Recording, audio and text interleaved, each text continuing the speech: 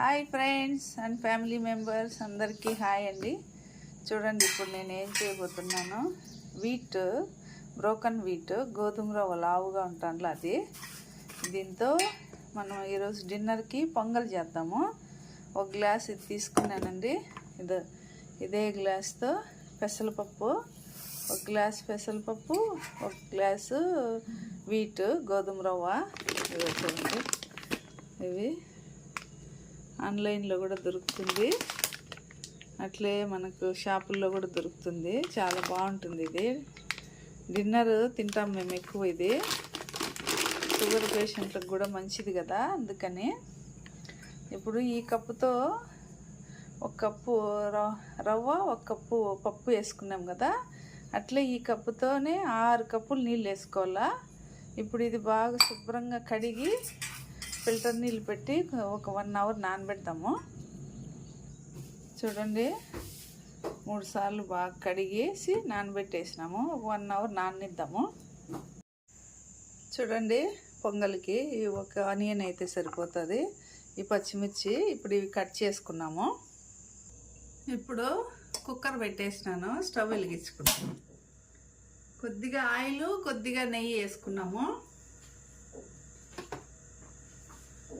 చూడండి, కొద్దిగా ఆయిల్,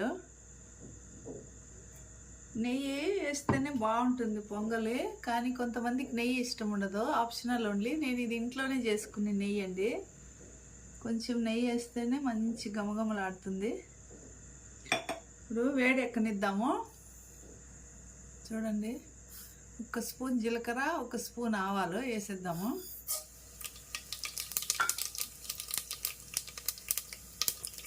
చిట్పట్లాడుతున్నాయి. కరివేపాకు వేసేద్దాము. ఇప్పుడు మనము కట్ చేసి పెట్టుకున్నాం కదా, ఒక ఎర్రగడ్డ సన్నగా తరిగి, పచ్చిమిరపకాయలు 4 వేసేద్దాము.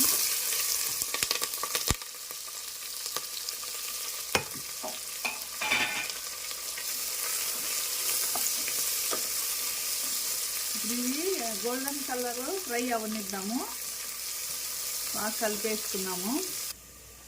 ఇప్పుడు ఈ రవ్వని మనము వడేసి పెట్టుకున్నాము, జల్లిల్లో వేసి పెడదాము, నీళ్ళన్నీ డ్రై అవుతాయి.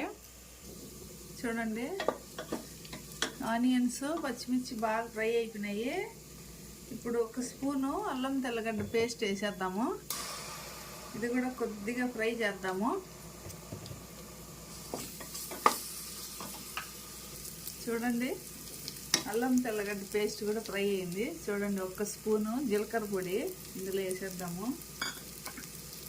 1 స్పూను మిరియాల పొడి వేసేద్దాము. ఇంకా ఒక చిటికెడు పసుపు వేసుకున్నాము, మంచి కలర్ కోసము. చూడండి, కొద్దిగా చిన్న స్పూన్ ఇది, దీంతో 1/2 స్పూను. ఇవన్నీ ఫ్రై అవనక్కర్లేదు, జస్ట్ కలిపేద్దాము.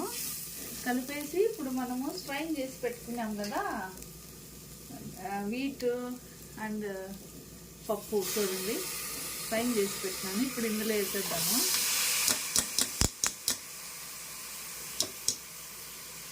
ఇది ఇప్పుడు బాగా మిక్స్ చేసేసి ఒక 2 మినిట్స్ ఇందులో బాగా ఫ్రై చేస్తే మంచిగా ఉంటుంది, మంచి టేస్ట్ ఉంటుంది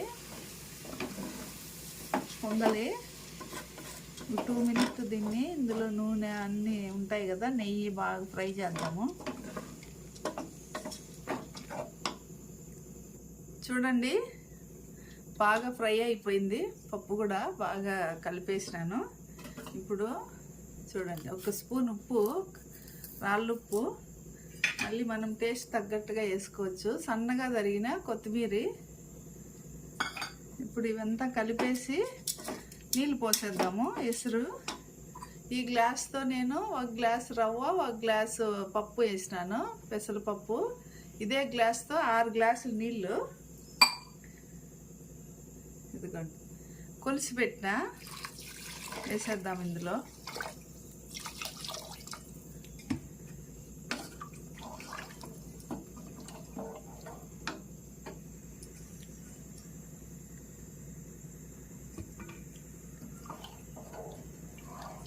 ఇంత బాగా కలిపేసి ఇంకా 6 గ్లాసులు నీళ్ళండి. ఇప్పుడు ఇది 3 విజిల్ రావాలా, మీడియంలో పెడితేనే బాగుంటుంది టేస్ట్. చూడండి గుమగుమలు ఆడుతుంది, నెయ్యి మంచి స్మెల్, ఎందుకంటే మనం ఇంట్లో తయారు చేసుకున్నాం కదా ఇది. ఇప్పుడు ఫ్లేమ్ మీడియంలో పెట్టుకున్నాము.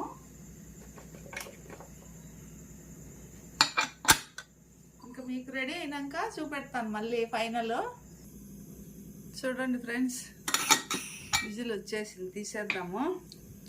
పొంగల్ ఎలా రెడీ అయిందో చూసేద్దాము.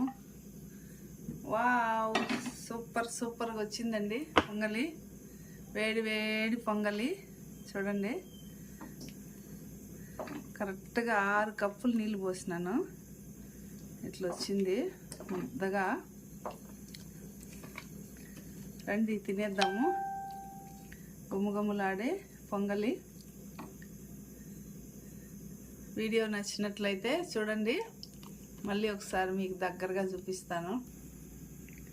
చూడండి సూపర్గా వచ్చింది కదా పొంగలి. ఇట్లే ఉండాలండి ఇది మా సైడ్ మేము శనగ్గింజలు చారు అని పెడతాము. ఆ రెసిపీ నెక్స్ట్ టైం పోస్ట్ చేస్తాను. ఈరోజు నేనైతే చేయలేదు. చట్నీతో కానీ, చింతచారుతో కానీ, శనగ్గింజల చారుతో కానీ సూపర్గా ఉంటుంది. వీడియో నచ్చినట్లయితే సబ్స్క్రైబ్ చేయండి, షేర్ చేయండి, లైక్ చేయండి. Bye bye.